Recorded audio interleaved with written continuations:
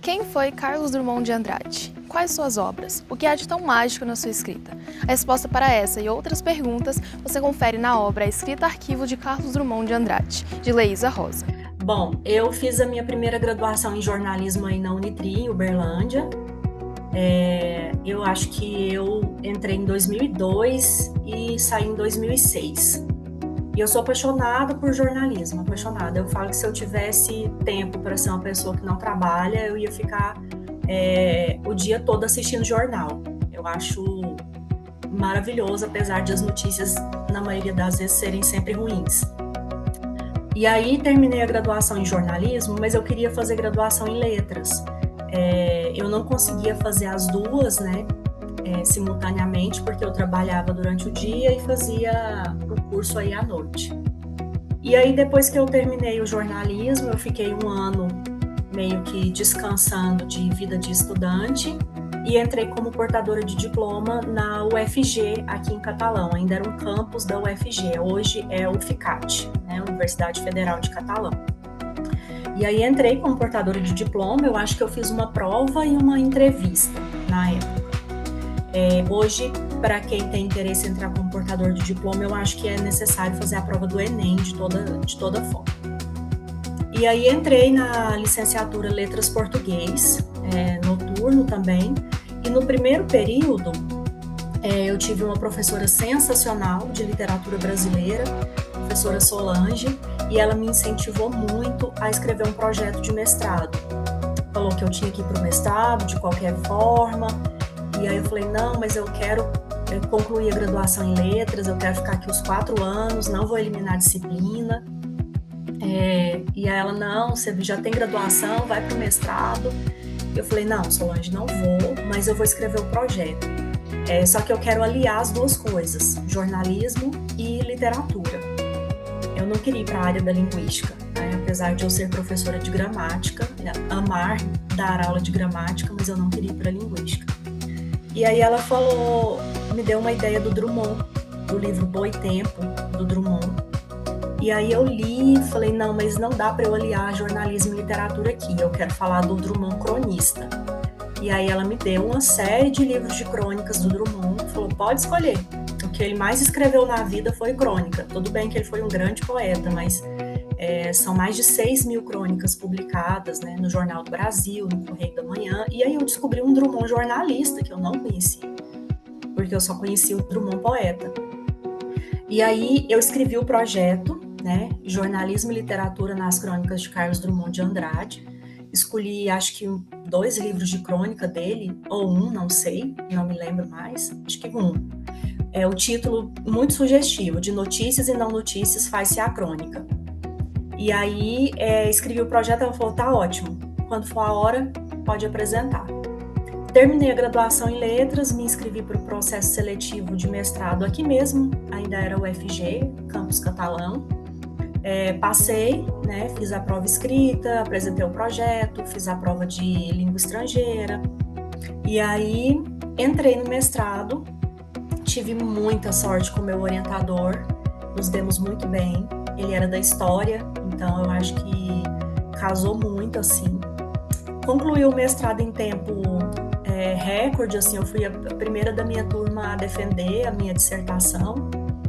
E falei, agora que eu já entrei nisso aqui, eu vou para o doutorado com certeza, porque eu amei a pesquisa, amei, né? Se eu pudesse viver de pesquisa, é muito bom. Eu não tive problema nenhum, eu não tive desgaste emocional, eu amei fazer a pesquisa mesmo.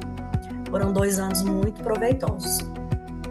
Bom, e aí fiz a inscrição para o doutorado aí na UFO, porque aqui no nosso programa de letras ainda não tinha doutorado, só mestrado. Fiz a inscrição aí para a UFO, fiz o processo seletivo, fui aprovada, entrei no doutorado aí na UFO, fui orientanda da professora Joana Mui Laerte, a quem também só tenho a agradecer, porque a Joana estuda memória há muito tempo na literatura, então ela foi fundamental na minha pesquisa. E aí sim, no doutorado, eu estudei Boi Tempo, que é um livro de poesia, né, de poemas memorialistas do Drummond. São 2 exemplares, né, 2 volumes, são mais de 700 poemas, em que ele conta não, né, é ficção, mas tem muito de autobiografia, porque ele fala muito da infância em Itabira, da juventude em Belo Horizonte e da fase adulta no Rio de Janeiro. Também conta de um tempo que ele passou em Nova Friburgo, no colégio interno.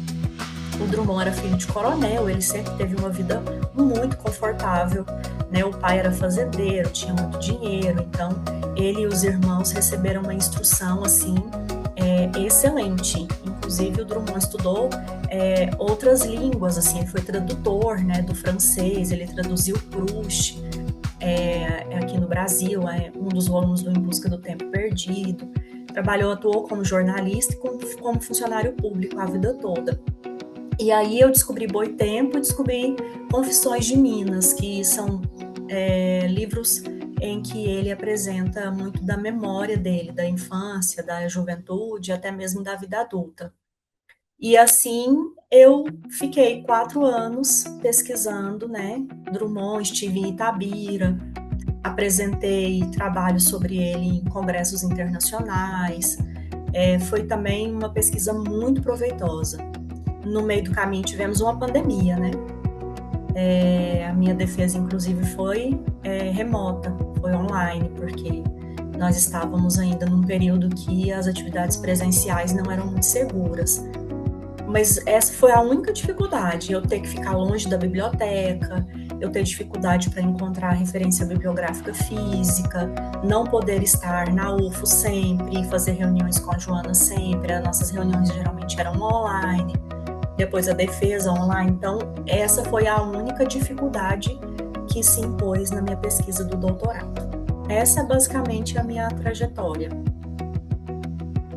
Qual a importância de estudar e fazer análise sobre as obras de Drummond?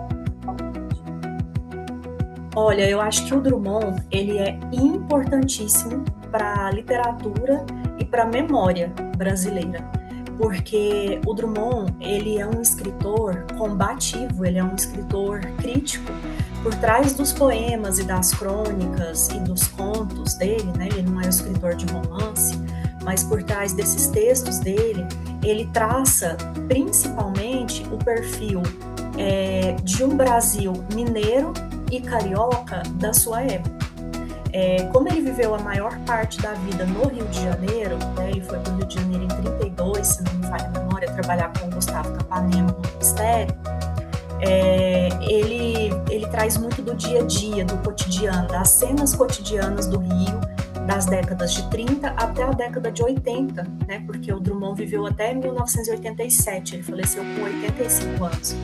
Então ele traça assim um cotidiano carioca muito interessante, principalmente nas crônicas dele, porque ele era muito observador, né? O Drummond não dirigia, ele andava a pé e de ônibus, então ele observava muito as cenas do Rio de Janeiro.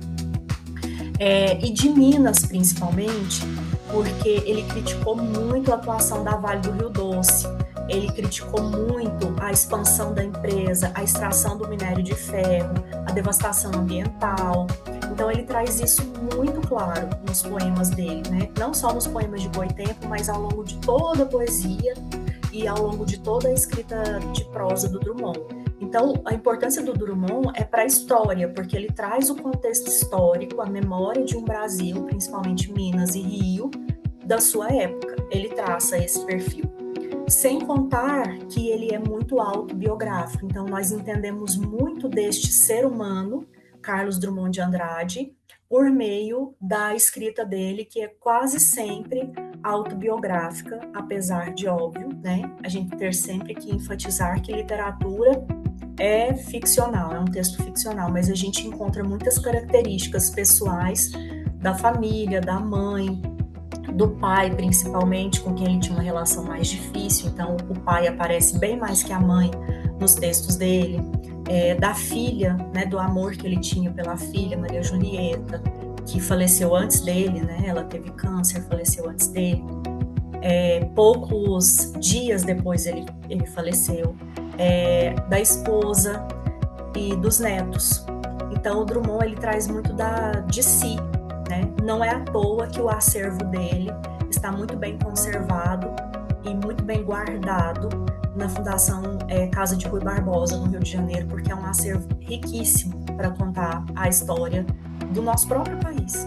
Os aspectos de memória estão muito presentes nas obras dele. Como você fez para conseguir colocar isso na sua própria pesquisa e deixar isso bem explícito?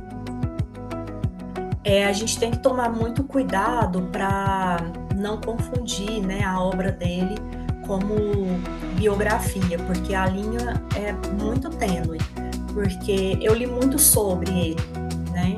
Li biografias dele, li matérias de jornais sobre ele, pesquisei muito da vida dele. Quando você conhece muito da vida de uma pessoa por meio, né, de terceiros, não por meio dele próprio, são as impressões mesmo dessas pessoas sobre o Drummond.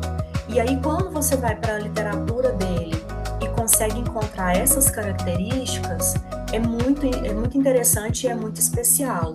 Então, eu tentei, a todo custo, assim, não sair muito da literatura, do lúdico. Eu tentei não fazer da minha tese uma historiografia, eu queria que ela ficasse mais próximo da literatura mesmo.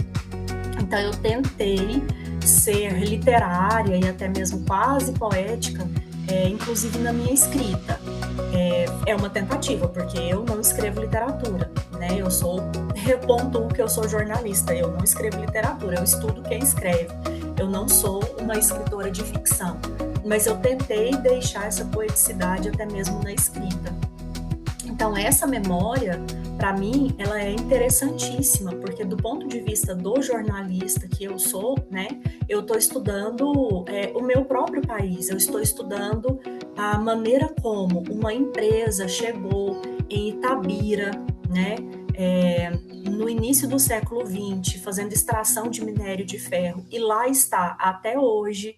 O quanto a cidade se modificou depois dessa extração de minério de ferro, o quanto a cidade vive sob vigilância, principalmente depois do que aconteceu em Mariana e em Brumadinho, né? Mariana está do lado, praticamente, né?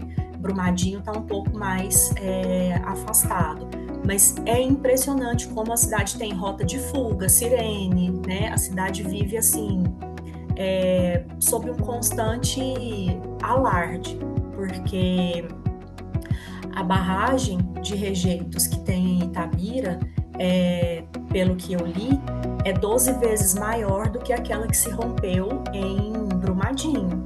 E se Deus me livre acontecer um rompimento dessa barragem, a cidade ela desaparece, né? Então tem muito dessa tensão no ar. Mas Itabira respira Drummond. Por onde você passa na cidade, tem um poeta, tem alguma coisa relacionada a ele. Uma estátua, uma placa, várias placas. A casa em que ele viveu está muito preservada. Eu visitei, né? Ela se tornou uma espécie de museu, de memorial. Então, eu acho que essa memória ela precisa ser recontada, né? Que seja numa tese de doutorado mesmo. Então, isso precisa ficar registrado. E o suporte físico é também um suporte de memória, né? Uma tese, um livro. Então, eu acho que isso é muito importante. O que mais te surpreendeu em pesquisar sobre o livro? Eu acho que a parte mais interessante para mim foi visitar o acervo dele. O cuidado dos servidores da Fundação Casa de Rui Barbosa é impressionante. Você precisa agendar uma visita e aí você vai num primeiro dia, né, ver qual eles chamam de, eu não vou agora lembrar, memorial, não vou lembrar, eles te dão um livro que tem, né, por ordem alfabética, todos os documentos listados que pertenceram ao Drummond. Óbvio que tem a biblioteca dele, a biblioteca que pertenceu a ele, mas eu queria documentos pessoais, eu queria cartas, algum registro, né? Enfim, qualquer coisa que pudesse me ajudar a trazer essa memória muito presente dele na escrita dele. E aí eu recebi esse livro no primeiro momento, verifiquei o que eu queria, o que seria mais interessante. Eles também têm muita coisa digitalizada, mas eu queria ver principalmente o físico.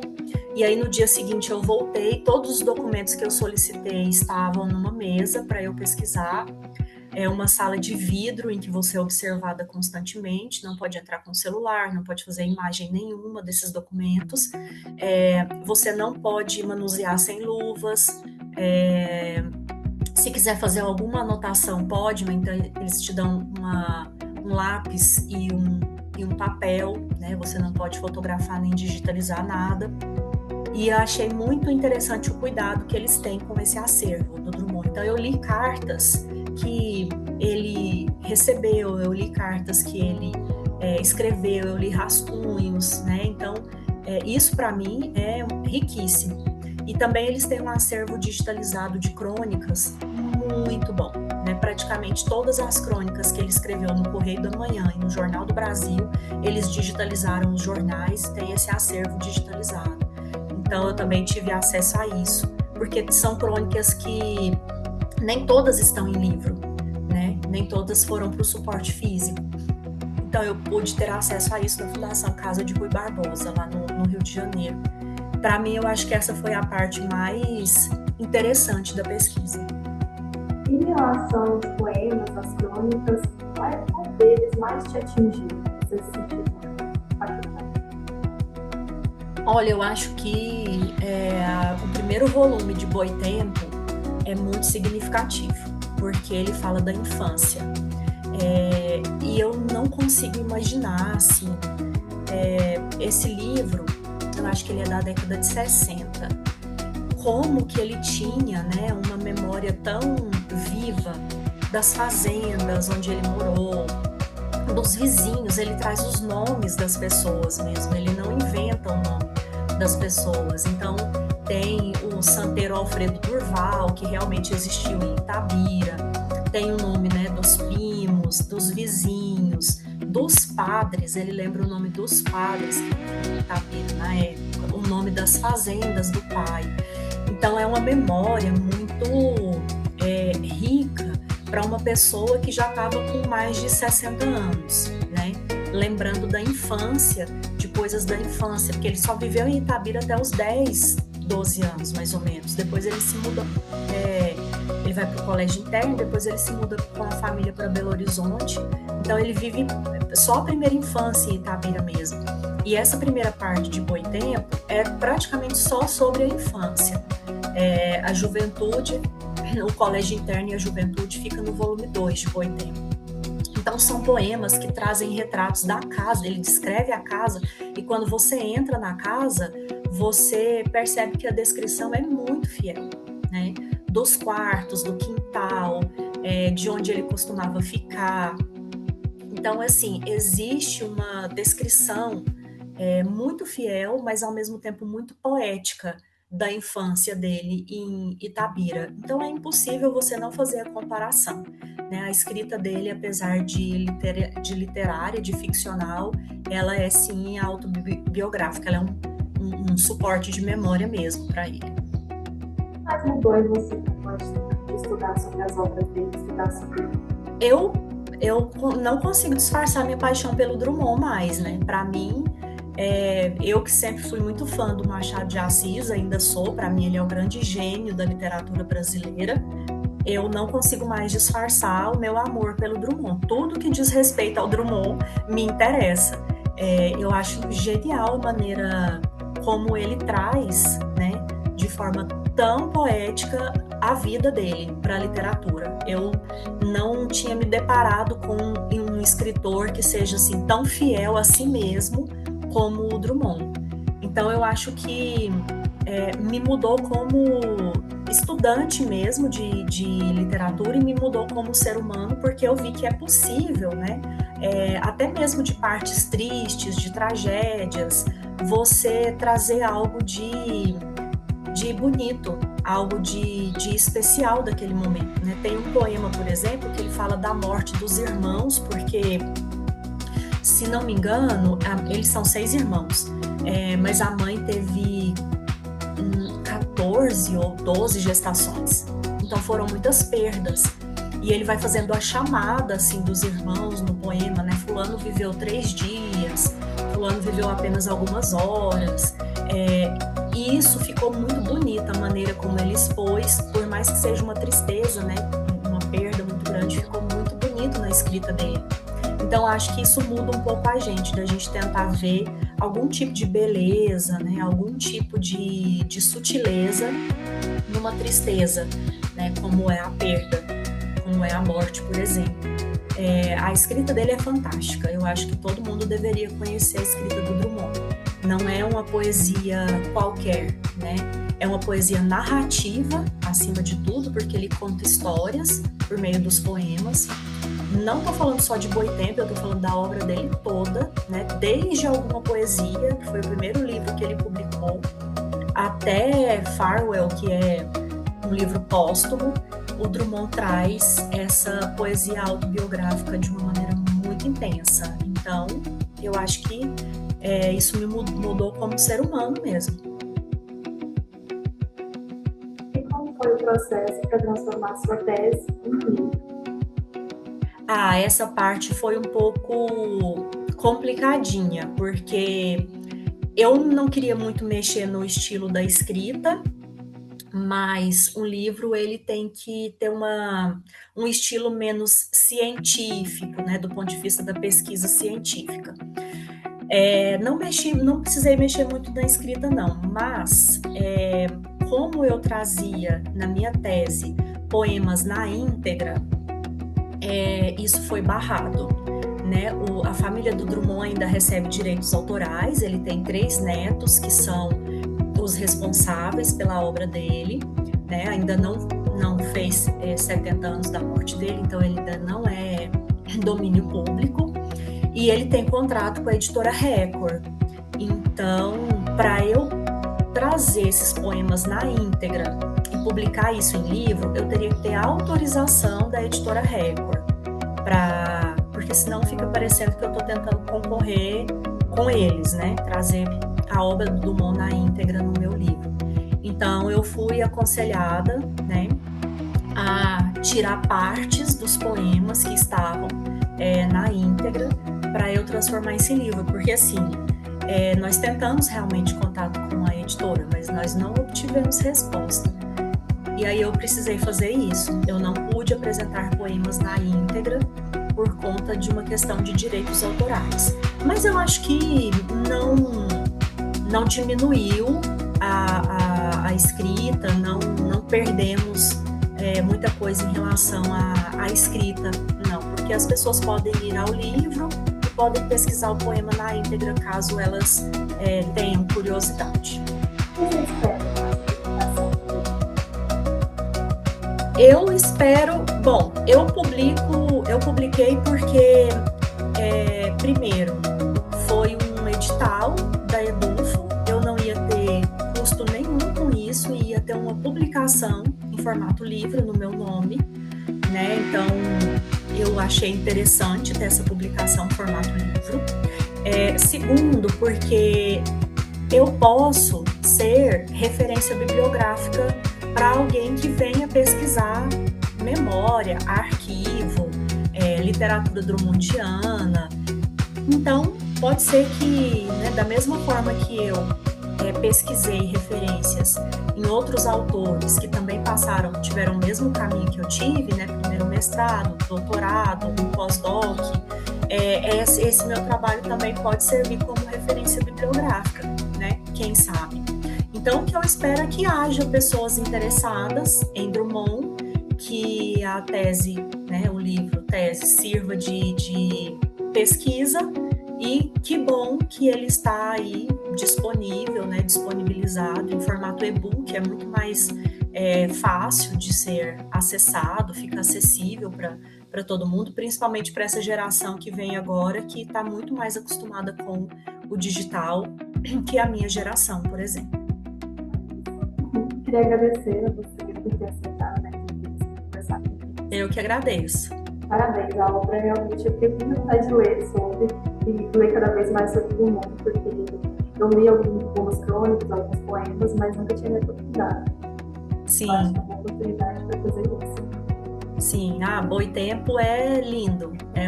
Para mim, o livro mais lindo de poesia que existe. São muitos poemas, né? Mas vale a pena a leitura. Muito obrigada. Obrigada eu, Joyce.